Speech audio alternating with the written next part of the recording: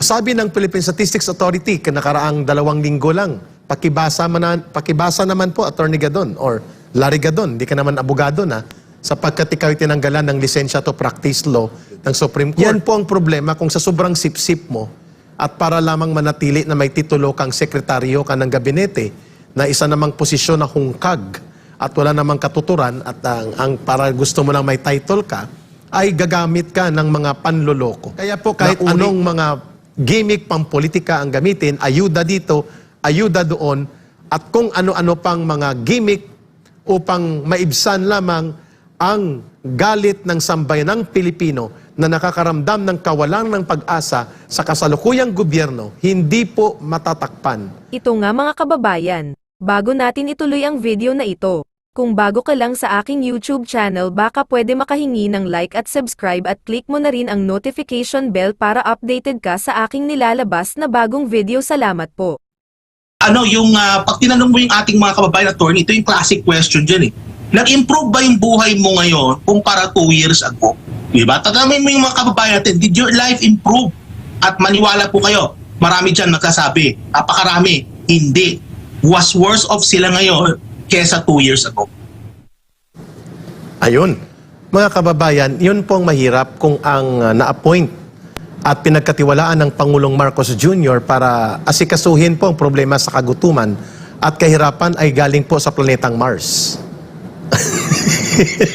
Bakit planetang Mars? Ewan ko kung saang planeta, Mars ba, Venus, o planetang Saturn, nanggaling itong si Larry Gadon, no? Si Ginong Larry Gadon, sapagkat bulag sa katotohanan o pilit na nagbubulag-bulagan at nangiinsulto pa ng milyon-milyon na may hirap. Attorney Gadon, pwede ba tayong magsama bukas sa hapon after ng program sa Pilipinas Nating Mahal? Diyan sa may Delpan, sa Tondo, sa Baseco. Punta po tayo sa port area sa Tondo. Punta po tayo sa mga dagat-dagatan sa Nabotas, sa Malabon. At para po makita ninyo at kayo po ay maalimpungatan sa inyo pong guni-guni at malaplanetang Mars na analysis bilang Presidential Advisor for Poverty Alleviation, na totoo at dumadaloy ang realidad sa ating lipunan na mahigit po sa 3 milyong Pilipino araw-araw sa Metro Manila alone, ang sabi ng Philippine Statistics Authority, nakakaranas ng involuntary hunger. Hindi nila gusto maging gutom dahil nagda-diet sila. Walang makain dahil walang kapasidad na bumili ng pagkain at wala silang source of regular income. Pangalawa, sabi ng Philippine Statistics Authority, nakaraang 2 linggo lang, pakibasa naman po, Attorney Gadon or Larry Gadon, hindi ka naman abogado na, sapagkat ikaw tinanggalan ng lisensya to practice law ng Supreme Court. Pakitingnan po, Ginong Larry Gadon, ang sabi ng Philippine Statistics Authority, 19% mahigit po ang incidence of involuntary hunger sa Pilipinas. In the last 2 quarters, tuloy-tuloy ito. Ibig sabihin po, mga kababayan, maraming Pilipino, kung i-convert mo yan sa 110 million population ng mga Pilipino, pamilya yun ibig sabihin po, mahigit kumulang ay 15 million Filipinos ang nagugutom araw-araw o kulang ng pagkain. And no less than the Secretary of the Department of Social Welfare and Development, DSWD, ang nagsasabi na totoo ang laban kontra gutom at kahirapan. Kaya nga may mga poverty alleviation and social amelioration support and ayuda na nanggagaling po sa DSWD. Yan po ang problema kung sa sobrang sip-sip mo at para lamang manatili na may titulo kang sekretaryo ka ng gabinete na isa namang posisyon na hungkag at wala namang katuturan at ang para gusto mo lang may title ka, ay gagamit ka ng mga panloloko na uri po ng klase ng mga pahayag to make yourself relevant to the government of the current Marcos administration. At ang inaapakan at iniinsulto mo ay ang mga mamamayang Pilipino na siyang nagpapasahod po sa inyo, Ginoong Larry Gadon. Kung kayo po ay nanatili na private individual, hindi ganito kabigat ang komentaryo namin sa iyo, sa Pilipinas Nating Mahal. Pero ang ultimo 5 duling ng sahod mo ay nanggagaling sa dugo at pawis ng mahihirap na pamilyang Pilipinong nakakaranas ng gutom, kawalan ng pag-asa at miserabling buhay na iniinsulto mo. At sinasabi mong haka-haka nila o guni-guni lang nila. ang kanilang pagiging mahirap at ang karanasan sa gutom. Sana po ay makonsensya kayo, bukas mismo ay umalis kayo sa inyong pagiging Poverty Alleviation Secretary sapagkat nakakahiya po sa milyon-milyon na mamamayang Pilipino ang inyong sobrang sipsip sa gobyernong ito ay inaapakan mo at iniinsulto ang kanilang pagkatao at kanilang totoong kalagayan. Sana po ay hindi na maulit ang ganitong irresponsable at na very like an alien, no? Parang isang nanggaling sa planetang Mars na mga komentaryo ng isang Poverty Alleviation Secretary na pinagkatiwalaan ng Pangulo ng Bansa, subalit pang-iinsulto at walang katuturang mga pahayag ang kanyang ginagawa. Sayang po ang milyones na sahod ninyo taon-taon at sana po ay makonsensya kayo sa ginagawa ninyo. Maybe you are not feeling the brunt of hunger. Hindi ka nakakaranas ng gutom, hindi ka nakakaranas ng kawalan ng pag-asa sa buhay, pero milyon-milyon na Pilipino po ang ganyan ang kalagayan. Lalo na po sa hanay ng mga masang manggagawa, maralitang lungsod, mga magsasaka, mga katutubo, at pati na po mga manggagawang bukid, mga plantation workers, na halos po nabubuhay in less than $10 a day. No? Ibig sabihin, less than 400 or 500 pesos. Yung iba nga, less than 200 pesos ang kinikita sa isang pamilya. Paano sila hindi makakaranas ng gutom? At ito pa ang isang budol.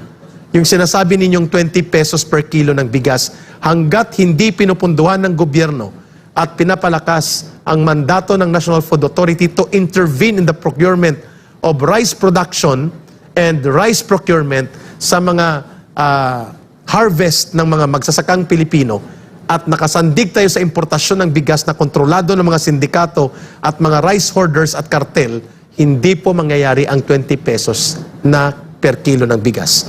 Attorney Ginong Larigadon, reminder po sa inyo, nang bumaba ang Pangulong Duterte, ang bigas na pinakamahal per kilo was only 42 pesos per kilo. Pinakamataas na yung 45 pesos. Ngayon po, ang ganyang kalidad ng bigas ay halos 65 pesos per kilo. So saan po kayo nakatira kung hindi sa Mars? Kung nandito ka sa Pilipinas, bakit hindi ninyo nararanasan ang ganitong pagsirit ng presyo ng pangunahing mga pagkain at bilihin na kinukonsumo ng ordinaryong mamamayan? Yung 53 pesos, 54 pesos, yan po ay low-end quality rice. Ang high-end quality rice na karapat-dapat na kainin ng disente nasa 60 to 65 pesos per kilo po. So saan po ang sinasabi ninyong walang kahirapang nararanasan ang mga Pilipino? At tumigit kumulang, according to the Department of Labor and Employment na data, mahigit kumulang po, may 3 milyong Pilipino ang walang trabaho. At kung idadagdag mo ang kulang sa trabaho o naghahanap pa ng trabaho, aabot po ito ng kulang-kulang sa 7 milyong Pilipino sa labor force natin. So that means, ganun po kalawak ang kakulangan sa kabuhayan, kakulangan po sa serbisyo at income ng mamamayang Pilipino. So, sana po ay hindi manatili ang ganitong mga uri ng mga opisyal ng bayan na pinapasweldo ng mamamayan sa katas ng dugo at pawis ng ordinaryong mamamayang naghihirap, kagaya po ni Ginoong Larigadon. Yan po ang dahilan kung bakit sinasabi ni Attorney Sal Panelo dito sa kanyang komentary, nakita natin kanina sa kanyang program, na ito po ang magiging dahilan ng ikasisira ng Pangulo ng Bansa.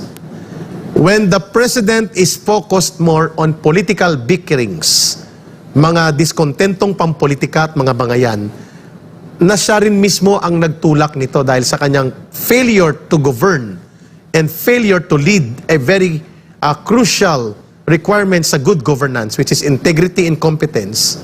Nagbabangayan ng maaga sa politika.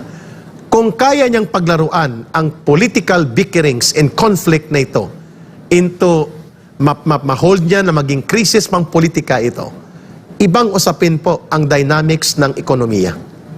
When people start to feel the seriousness of continuing incidents of hunger, poverty, and misery, and deprivation na hindi sila kinakalinga at inaakay ng gobyernong makabangon sa kahirapan, ang cycle and dynamics of economics ay mahirap po nating mapigilan ang mga yan.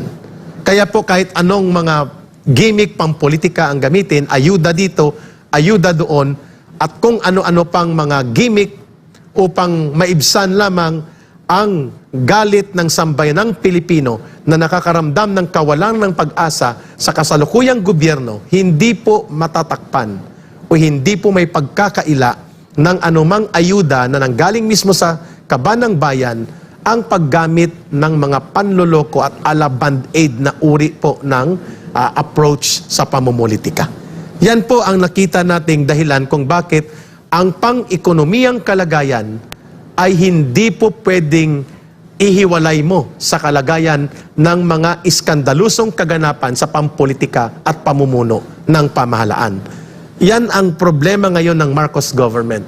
The dynamics of an economic crisis looming in the horizon na nandyan nakaambang at anytime ay sumambulat sa ating lipunan ay sinasabayan po ng isang malubha na iskandalong pampolitika na nagkakaroon ng challenge sa kanyang integrity at sa kanyang competence to lead and govern the country, lalo na po ang pagkontrol sa lumalabas na iskandalusong mga aligasyon ng kanyang involvement sa drug abuse, substance abuse, at ang kanyang pagpapabaya na ang kanyang asawa ay nakikialam sa daloy at pagpapatakbo ng gobyerno samantalang wala siyang mandato itong First Lady na asawa niya.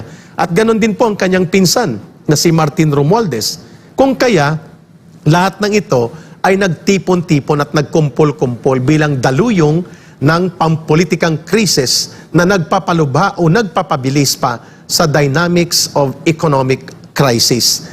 Magkaiba, ngunit hindi magkahiwalay ang dalawang bagay na ito at pwedeng magpaluba ang isa sa isa.